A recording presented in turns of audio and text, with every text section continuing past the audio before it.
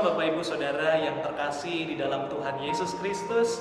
Berjumpa kembali di dalam persekutuan Jumat tanggal 26 Juni 2020. Saudara-saudara yang terkasih di dalam Tuhan, saya ajak saudara yang ada di rumah bersama kita mempersiapkan hati untuk menyambut firman Tuhan di sore hari ini. Maka dari itu saudaraku, saya mengajak Bapak Ibu Saudara untuk hening sejenak dan kita mempersiapkan batin pikiran kita masuk di dalam doa. Mari kita berdoa. Bapa Sorgawi, kami bersyukur ketika kami bisa duduk di rumah kami, menyaksikan dan mengikuti persekutuan online tanggal 26 Juni petang hari ini.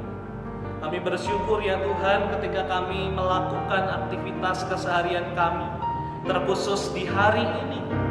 Itu semua karena anugerah Tuhan yang luar biasa di dalam hidup kami. Maka dari itu Tuhan, tidak ada alasan untuk kami tidak bersyukur kepada Tuhan. Dan kami juga Tuhan mau untuk semakin dekat dengan Tuhan. Ajak kami juga untuk semakin menyadari bahwa hidup kami tidak pernah lepas dari campur tangan Tuhan. Maka dari itu kami butuh firman Tuhan untuk menguatkan kami, untuk menolong kami, mengarungi kehidupan kami. Berkatilah kami ya Tuhan, kami mau menyerahkan hati kami, batin kami ke dalam tangan Tuhan. Ketika kami membaca Alkitab kami, ketika kami merenungkan firman Tuhan, biarlah juga Tuhan menolong kami untuk mampu melakukan sabda kebenaran firman Tuhan itu di dalam kehidupan kami hari lepas hari. Bersabdalah ya Tuhan, kami siap mendengarkan. Di dalam nama Tuhan Yesus, Tuhan dan sahabat sejati kami bersyukur dan berdoa. Amin.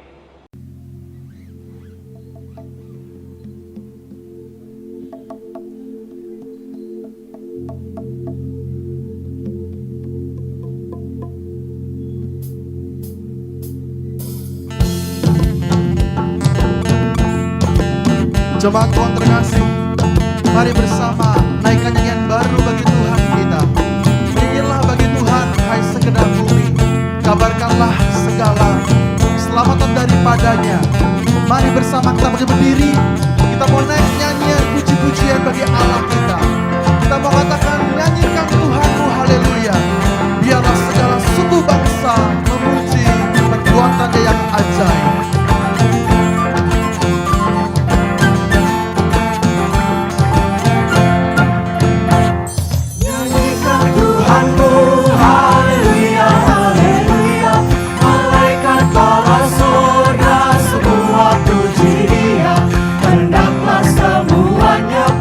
Nama Tuhan Allah, sebab atas perintahnya semuanya tercipta. Hai alam semesta yang diciptakan Tuhan Allah, hai api hujan es dan salju kabut angin badai. Bernyanyilah semuanya memuji-muji Dia, sebab yang tinggi dunia hanya nama Tuhan Allah.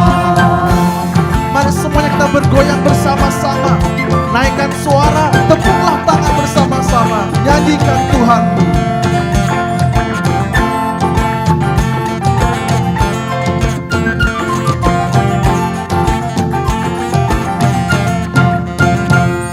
Nyanyikan Tuhanmu, haleluya, haleluya. Malaikat kerubin, serafim pun puji Dia.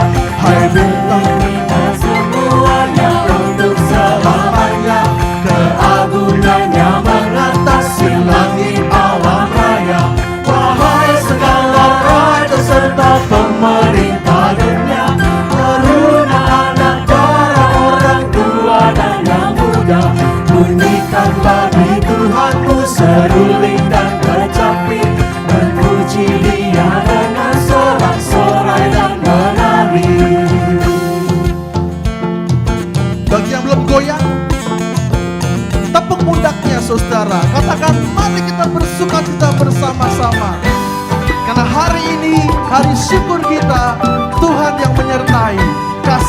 tak berkesudahan.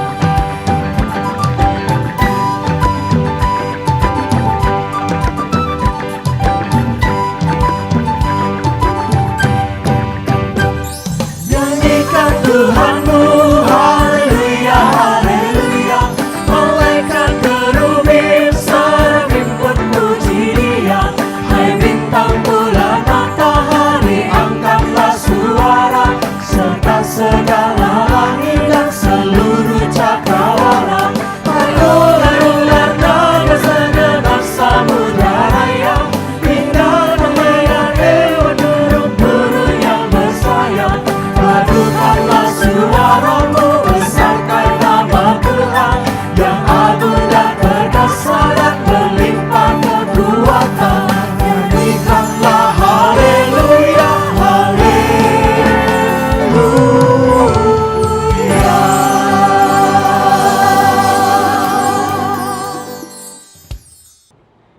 Saudara-saudara yang terkasih di dalam Tuhan, saya ajak saudara di rumah untuk membuka Alkitab kita bersama-sama.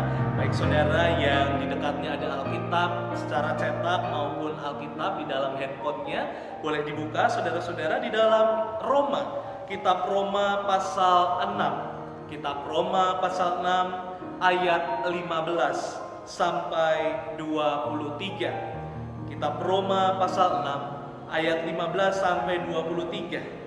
Lembaga Alkitab Indonesia, saudaraku, memberikan judul Dua Macam Perhambaan.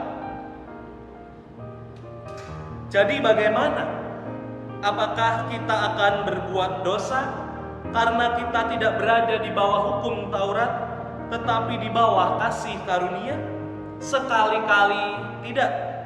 Apakah kamu tidak tahu bahwa apabila kamu menyerahkan dirimu kepada seseorang sebagai hamba untuk mentaatinya, kamu adalah hamba orang itu yang harus kamu taati, baik dalam dosa yang memimpin kamu kepada kematian, maupun dalam ketaatan yang memimpin kamu kepada kebenaran. Tetapi syukurlah kepada Allah, dahulu memang kamu hamba dosa, tetapi sekarang kamu dengan segenap hati telah mentaati pengajaran yang telah diteruskan kepadamu. Kamu telah dimerdekakan dari dosa dan menjadi hamba kebenaran.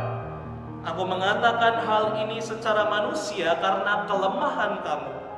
Sebab sama seperti kamu telah menyerahkan anggota-anggota tubuhmu menjadi hamba kecemaran dan kedurhakaan yang membawa kamu kepada kedurhakaan.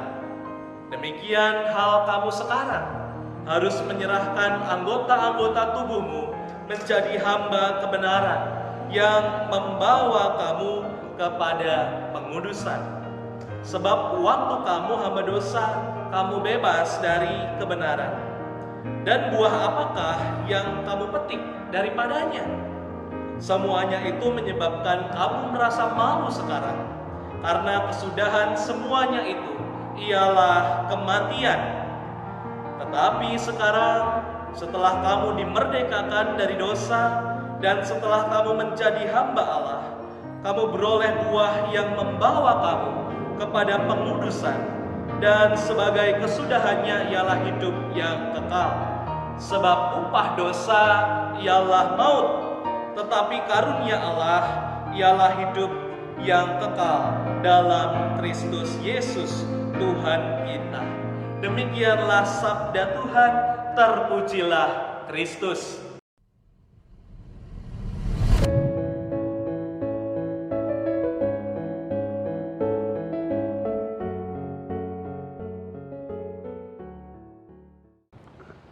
Dalam hidup ini, saudara-saudara, kita selalu berhadapan dengan berbagai macam pilihan.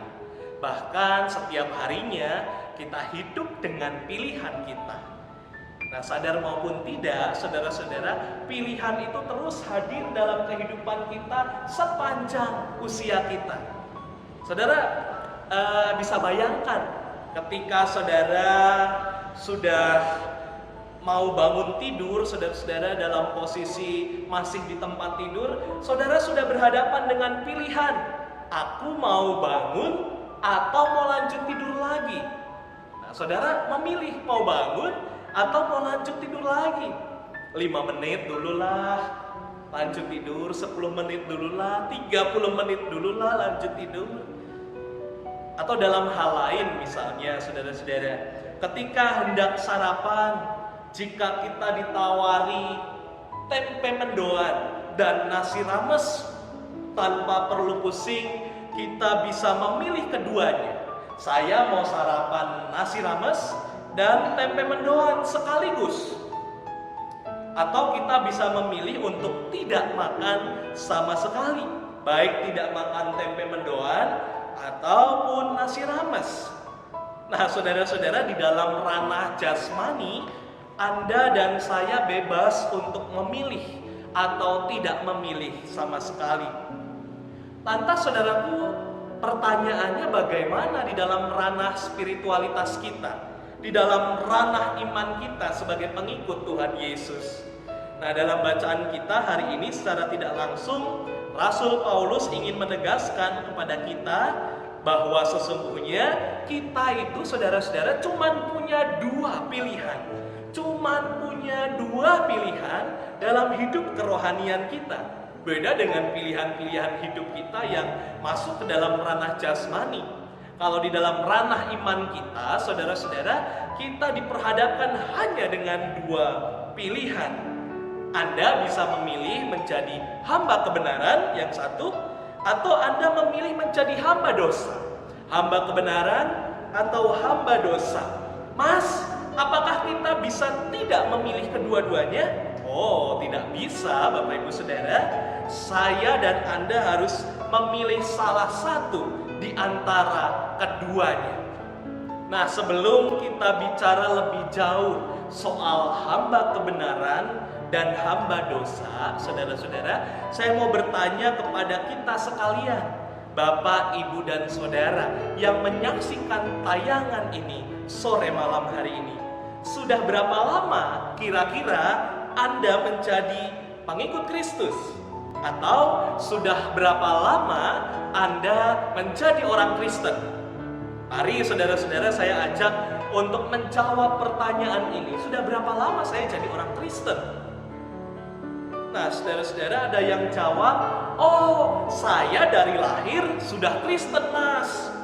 Atau saya dari SD, saya dari SMP, saya dari SMA, atau lain sebagainya, saudara-saudara. Saat saya berkeluarga, saat saya menikah, saya memutuskan untuk menjadi orang Kristen, pengikut Kristus. Macam-macam ya, saudara-saudara, pasti jawabannya. Nah, pertanyaan kedua, masih ada pertanyaan kedua, saudara-saudara. Silakan jawab pertanyaan ini. Jadi orang Kristen itu enak atau tidak sih, saudara? Jadi orang Kristen itu enak atau tidak, saudara-saudara? Nah, saya mau tanya pada Bapak Ibu yang menonton, menyaksikan tayangan ini sore malam hari ini, pertanyaan kedua. Jadi orang Kristen itu kira-kira enak nggak sih, Bapak Ibu Saudara? Saya jadi ingat, saudaraku, ketika memandu katekisasi di sebuah gereja. Saya bertanya hal yang kurang lebih sama kepada waktu itu teman-teman yang saat itu usianya masih remaja dan pemuda. Jadi orang Kristen itu enak gak sih, teman-teman? Pada waktu itu ya, saudara-saudara. Lalu ada yang menjawab, enak, Kak. Wah, dengan aktifnya yang menjawab, enak, Kak. Lalu saya bertanya lagi, saudara-saudara, apa yang menurut kamu enak sebagai orang Kristen?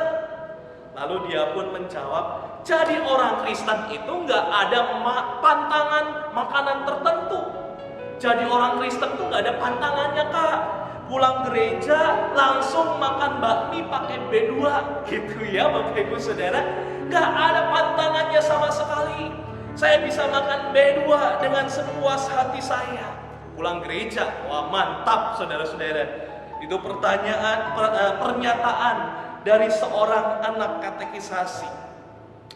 Nah, saudaraku, ia menjawab itu karena kebiasaan teman-teman remaja pemuda di gereja tersebut, bubar gereja langsung sarapan bakmi, saudara-saudara, di dekat gereja, mampir ke warung bakmi yang ada lapcongnya, bakmi ditambah B2-nya. Wah, mantap saudara-saudara.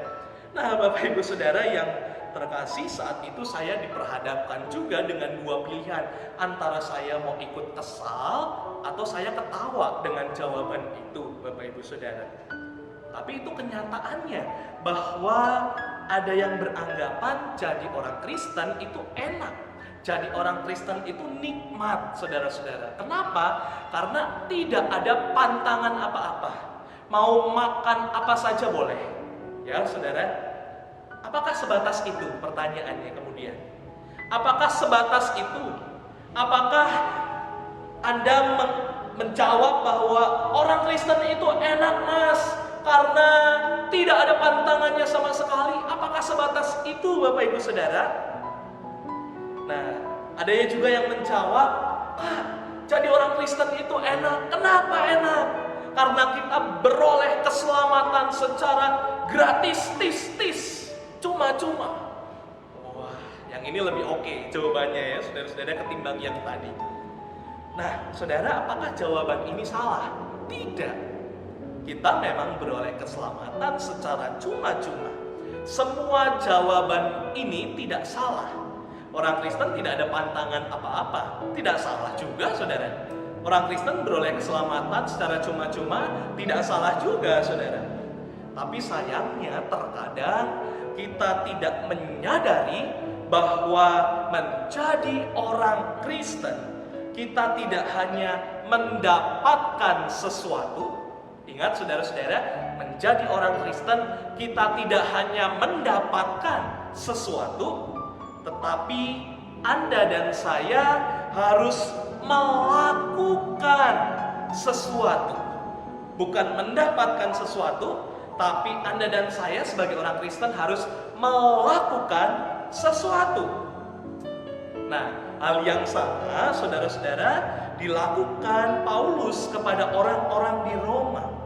Secara tidak langsung ia mengatakan bahwa orang percaya itu betul memang tidak terikat kepada hukum Taurat lagi.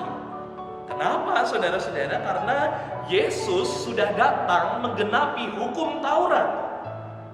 Paulus berpesan, ya, memang Anda semua tidak terikat kepada hukum Taurat lagi. Tapi bukan berarti Anda bisa hidup seenaknya dan bebas mau berbuat apa saja tanpa aturan. Ketika Anda mengikut Yesus, Anda juga harus punya tanggung jawab.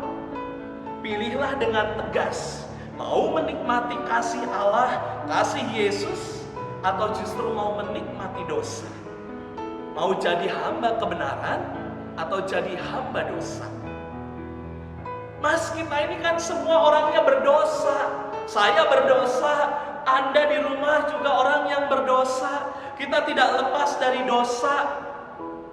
Nggak ada yang benar, nggak ada yang sempurna. Bahkan Roma 3 ayat 23 mengatakan, karena semua orang sudah berdosa dan telah kehilangan kemuliaan Allah. Berarti kita nggak bisa, mas, jadi hamba kebenaran. Kita ini orang berdosa, kita ini hamba dosa. Kita nggak bisa jadi orang yang benar. Kita nggak bisa jadi hamba kebenaran. Lihat Roma 3 ayat 23, semua orang telah berdosa. Nah, Bapak Ibu Saudara, benar bahwa kita adalah hamba dosa. Tapi lihat di ayat 17. Paulus mengakui dengan sadar bahwa dulu memang kamu hamba dosa. Kita baca saudara-saudara di Roma pasal 6 ayatnya yang ke-17. Roma pasal 6 ayatnya yang ke-17 yang mengatakan demikian.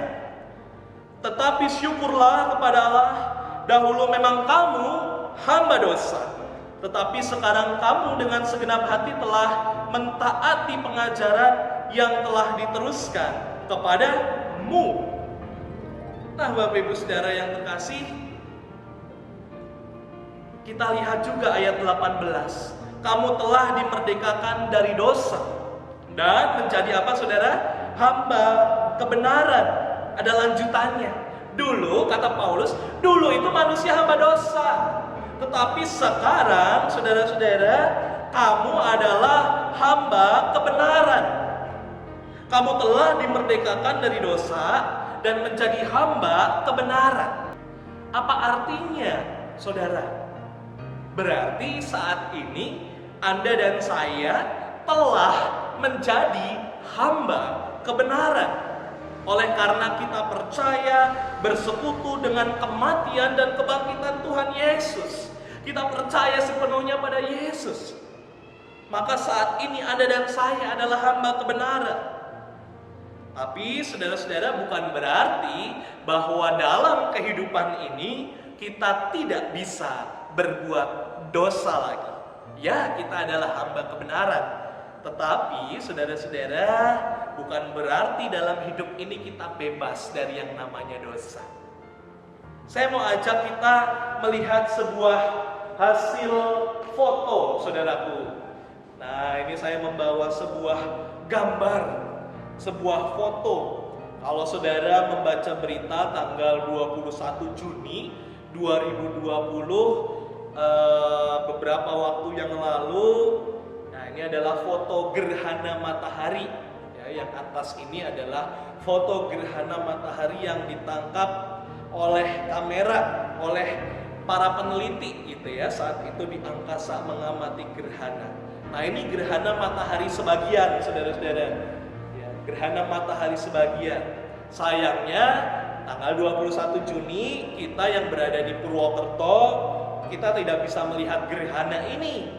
Karena memang yang bisa melihatnya hanya daerah pesisir utara saja ya, saudara-saudara, dari Tegal, Semarang, dan lain sebagainya. Yang bisa melihat adalah saudara-saudara di pesisir utara saja. Nah, saudaraku, ketika kita melihat gerhana, jadi saya teringat, saudara-saudara, saya mengibaratkan saudara dan saya itu bagaikan terang matahari. Terang matahari yang menghangatkan bumi, yang menghidupi banyak makhluk. Kalau saudara ingat lagu sekolah minggu, matahari bersinar terang, burung berkicaulah senang, harum semerbaklah bunga di padang.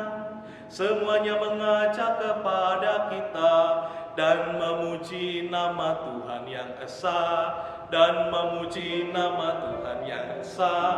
Matahari, saudara-saudara, saya mengibaratkan kita semua pengikut Kristus adalah matahari yang bercahaya, yang memberikan kehangatan seperti gambar di bawah ini, saudara-saudara, yang memberikan terang yang luar biasa, membantu tanaman untuk berfotosintesis, membantu hewan untuk menghangatkan diri mereka, untuk menemukan makanan mereka, bahkan membantu kita, saudara-saudara, untuk supaya sehat, terus kena cahaya matahari, kena sinar matahari, tubuh kita sehat, saudara-saudara. Ada banyak gunanya. Matahari berfungsi sebagai sumber energi juga. Bisa diubah tenaga panas, tenaga cahayanya menjadi tenaga listrik. Macam-macam, Bapak Ibu Saudara. Nah, Bapak Ibu Saudara, ibarat matahari ini ibarat kita dengan potensi kebaikan yang kita miliki. Tadi kata Rasul Paulus, dikatakan bahwa kita ini adalah hamba kebenaran. Kita ini adalah terang. Bukan jadilah terang ya saudara-saudara, tetapi kita ini adalah terang. Kita ini adalah terang. Kita ini adalah matahari yang benar-benar terang, menghangatkan bumi. Kita hidup dengan potensi kebaikan yang kita miliki. Ketika kita bangun tidur berdoa, saudara-saudara, terang.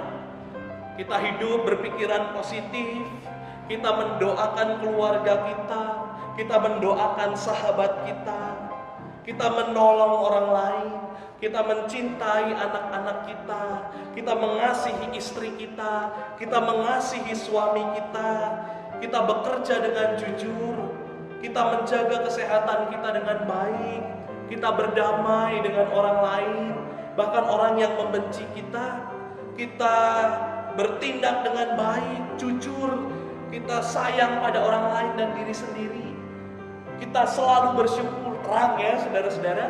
Tetapi saudara-saudara, kita juga terkadang harus menyadari bahwa potensi kebenaran dan kebaikan itu mudah tertutupi dengan gelapnya dosa. Nah, ini saya bawa lingkaran hitam ya saudara-saudara. Ketika lingkaran hitam yang berisi dosa, berisi hal-hal yang tidak baik, misalnya saudara-saudara bangun tidur cemberut. Wah, di sini bangun tidur cemberut, lalu bangun tidur marah-marah, bangun tidur ngomel, bangun tidur terus malah asik dengan dirinya sendiri, tidak sayang dengan keluarga, lebih memilih marah-marah ketimbang ramah-ramah, menjadi orang yang egois, bekerja dengan tidak jujur, bekerja dengan sungut-sungut, tidak bersyukur, dan lain sebagainya. Seperti gerhana, saudara-saudara, cahaya mataharinya tertutup dan bumi menjadi gelap. Nah, Bapak Ibu Saudara, seperti ini, saudara-saudara. Tidak ada terang, tidak ada cahaya. Nah, demikian ketika kita menjadi hamba dosa, ketika kita memilih memberikan diri kepada dosa, ketika kita menikmati dosa secara tidak sadar, kita sudah menutup cahaya kita. Yohanes 8 ayat 34, saudara-saudara, Yesus pernah berkata, "Aku berkata kepadamu, sesungguhnya setiap orang yang berbuat dosa adalah hamba dosa." Lalu apa dampaknya ketika kita yang seharusnya adalah hamba kebenaran justru memilih menikmati sebagai hamba dosa? Nah, kita lihat ayat 21, saudara-saudara. Mari kita baca ayat 21. "Dan buah apakah yang kamu petik daripadanya? Semuanya itu menyebabkan kamu merasa malu sekarang. Karena kesudahan semuanya itu ialah kematian." Nah, Bapak Ibu Saudara, buah apa yang dipetik? Semuanya hanya menyebabkan kamu merasa malu. Bahkan di ayat 23 dikatakan, "Sebab upah dosa adalah maut, tetapi karunia Allah ialah hidup yang kekal di dalam Kristus Yesus Tuhan kita." Saudaraku, mungkin kita sudah lama menjadi orang Kristen, kita sudah lama menjadi pengikut Kristus, namun jangan pernah menjadikan waktu yang sedemikian lama itu sebagai alasan untuk kita lupa, saudara-saudara. Kita tidak hanya mendapatkan sesuatu, tapi kita harus melakukan sesuatu. Bukan sebagai hamba dosa, tapi sebagai hamba kebenaran. Bagaimana caranya agar kita bertahan sebagai hamba kebenaran, saudara? Suatu ketika saya berkata kepada Anda, "Jengkol ini enak." Nah, di sebelah saya ada gambar jengkol, saudara-saudara. Jengkol ini enak. Saya sudah mengalami makan jengkol dan merasakan nikmatnya. Maka dari itu saya tetap teguh dan setia membeli jengkol. Sekalipun saudara-saudara, bagi sebagian orang jengkol itu makanan yang bau mambu gitu ya Bapak Ibu Saudara. Tetapi saya tetap teguh dan setia membeli jengkol, menikmati jengkol. Kenapa? Karena saya mengalami enaknya jengkol. Nah, berbeda dengan kita yang belum pernah mengalami makan jengkol sama sekali. Anda tidak pernah tahu rasanya, hanya mendengar dari saya bahwa jengkol itu enak, tanpa Anda merasakan bahkan mengalami enaknya. Nah, perasaannya kan berbeda, saudara-saudara. Sensenya itu berbeda antara yang sudah mengalami jengkol dan yang belum mengalami lezatnya jengkol, gitu ya, Bapak Ibu Saudara. Nah, apa maksudnya? Saya mau katakan bahwa untuk bisa benar-benar setia dan teguh, bahkan untuk menjadi hamba kebenaran, Anda harus terlebih dahulu benar-benar mengalami kehadiran Tuhan Yesus dalam hidup Anda, menikmati hadirnya di dalam kehidupan Anda. Sebagai sang anak yang gembira mengikuti Bapaknya, Saya mau katakan malam hari ini bahwa hanya ada satu cara kita bertahan sebagai hamba kebenaran. Kalau saudara tadi pilih dosa atau pilih hamba dosa atau hamba kebenaran. Berarti tidak ada pilihan lain. Hanya ada satu cara saudara-saudara kita bertahan sebagai hamba kebenaran. Jalan satu-satunya apa saudara-saudara? Anda dan saya harus mengalami Yesus. Anda dan saya harus mengenal Yesus. Kenalilah Yesus. Kenalilah dan pahamilah Yesus dan ajarannya, saudara-saudara. Maka kita bisa dengan setia mengikuti apa yang Ia telah lakukan seumur hidup kita. Tuhan memberkati kita. Amin.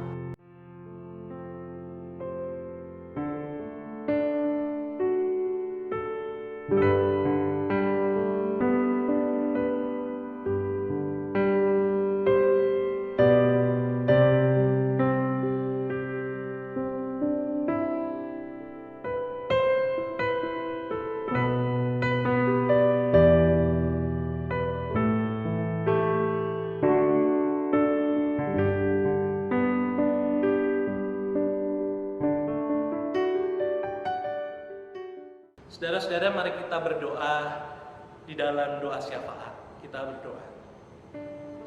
Bapa Surgawi, kami bersyukur untuk firman Tuhan yang baru saja kami dengar, yang menguatkan kami untuk semakin teguh menjadi hamba kebenaran. Kami menyadari Tuhan kami tidak luput akan dosa, bahkan kami tidak bisa terhindar dari dosa. Akan tetapi Tuhan, Roh-Mu menguatkan kami dan selalu mengingatkan kami untuk berjuang, bangkit sebagai hamba kebenaran. Ajar kami juga Tuhan untuk bijaksana di dalam menentukan pilihan-pilihan kehidupan kami. Ajar kami juga untuk semakin teguh menjalani setiap kehidupan kami dengan berjalan bersama Tuhan. Karena ketika kami berjalan bersama Tuhan, kami beroleh kebenaran, kami beroleh kesukacitaan. Ajar kami juga untuk memahami perjalanan kehidupan kami, peristiwa-peristiwa yang kami lalui, bahkan peristiwa yang kami tidak harapkan terjadi dalam kehidupan kami. Ajar kami untuk memaknai semuanya itu sebagai pendewasaan-Mu terhadap kami. Tuhan, di dalam syafaat ini kami juga berdoa untuk masa normal yang baru yang kami jalani. Kiranya Tuhan menolong kami untuk melewati masa-masa normal yang baru ini dengan bijak, dengan penuh kekuatan dari Tuhan. Dan tentunya Tuhan, kami juga boleh mematuhi setiap protokol kesehatan yang ada. Apabila kelak ketika kami mulai beraktivitas secara normal kembali, Tuhan juga tolong kami, Tuhan juga tolong menyertai kami di dalam setiap aktivitas dan rutinitas yang kami jalani. Bahkan ketika kelak gereja akan dibuka, program-program gerejawi, kegiatan-kegiatan gerejawi akan dijalankan kembali. Kami juga mohon campur tangan Tuhan di dalam persiapan gereja membuka dirinya kembali. Di dalam persiapan gedung gereja ini juga Tuhan yang memberkati, sehingga gereja ini, bahkan gereja-gereja yang lain, gereja-gereja rumah Tuhan di mana-mana tempat boleh mempersiapkan diri seiring dengan normal yang baru ini, dengan penyertaan penuh dari Tuhan dan untuk kemuliaan nama Tuhan. Kami juga berdoa Tuhan untuk jemaat GKI Karanglewas. Tuhan juga memberkati kami, memberkati setiap usaha kami, memberkati setiap pekerjaan kami, setiap aktivitas kami yang kami jalani. Biarlah juga kami boleh bertindak dengan baik. Kami juga boleh mensyukuri apa yang kami terima ini sebagai anugerah yang luar biasa dari Tuhan. Kami percaya berkat Tuhan melimpah atas kami. Dan biarlah juga kami boleh membagikan berkat itu kepada orang lain di sekitar kami. Ajar kami untuk saling berbagi satu dengan yang lain. Ajar kami untuk terus saling memperdulikan, saling mengasihi, saling mencintai satu dengan yang lain. Karena kami percaya Tuhan menghendaki semuanya itu. Kami juga berdoa untuk saudara-saudari kami yang saat ini sedang sakit, ya Tuhan. Tuhan juga memberkati di tengah rasa sakit yang dialaminya. Tuhan juga tolong saudara-saudara kami untuk semakin bersyukur, untuk tetap bersyukur di tengah kondisinya yang saat ini lemah. Kami percaya penanganan medis juga menjadi alat Tuhan untuk memulihkan mereka. Kami juga Tuhan berdoa untuk anak-anak kami yang saat ini dalam proses pendaftaran masuk ke jenjang yang lebih tinggi, ke institusi pendidikan yang lebih tinggi. Kiranya juga Tuhan menyertai anak-anak kami. Apabila sebagian dari anak-anak kami sudah masuk, sudah diterima di dalam sekolah, di dalam institusi pendidikan yang diharapkannya, yang dituju, Tuhan juga memberkati. Biarlah studi mereka juga boleh menjadi kemuliaan bagi nama Tuhan. Mereka juga boleh mengungkapkan rasa syukurnya melalui belajar dengan rajin, melalui belajar dengan giat. Biarlah juga cita-cita mereka boleh terwujud dengan baik sesuai waktu dan kehendak Tuhan.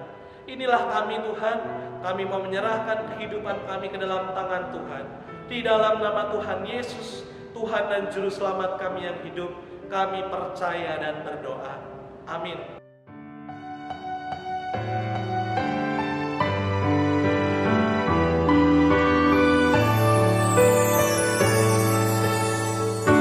Ajarku bawa damai-Mu, tabur kasih atas kebencian, pengampunan atas kepedihan, teguhkan iman yang bimbang. Tuhan ajarku tidak menuntut, melainkan selalu sedia menghibur. Mau mengerti bukan dimengerti, mengasihi dengan segenap hati. Ajarku bawa damai-Mu, yang putus asa dapat harapan, dalam kegelapan memberi terang, hiburkan hati yang pedih.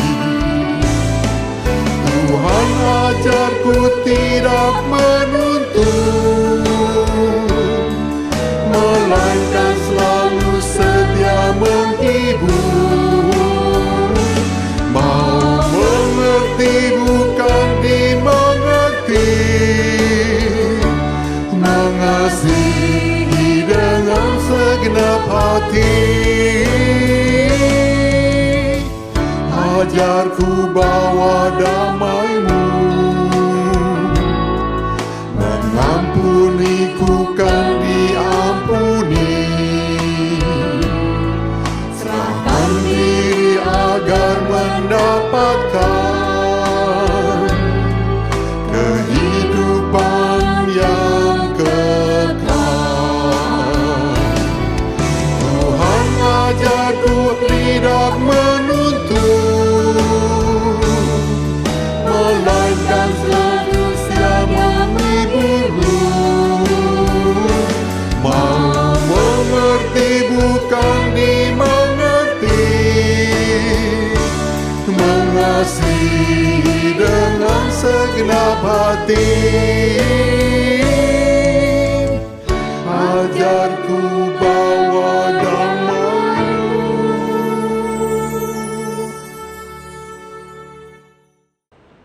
Saudara-saudara, persekutuan keluarga hari Jumat tanggal 26 Juni 2020 telah selesai. Sampai jumpa di dalam persekutuan minggu yang akan datang. Kami berharap Bapak Ibu Saudara dalam keadaan yang baik dan sehat selalu, menjalani aktivitas baik di sore malam hari ini dengan sukacita dan penungkapan rasa syukur yang mendalam. Senantiasa berdoa dan senantiasa menjaga kesehatan Ibu Bapak Saudara sekalian. Tuhan Yesus memberkati.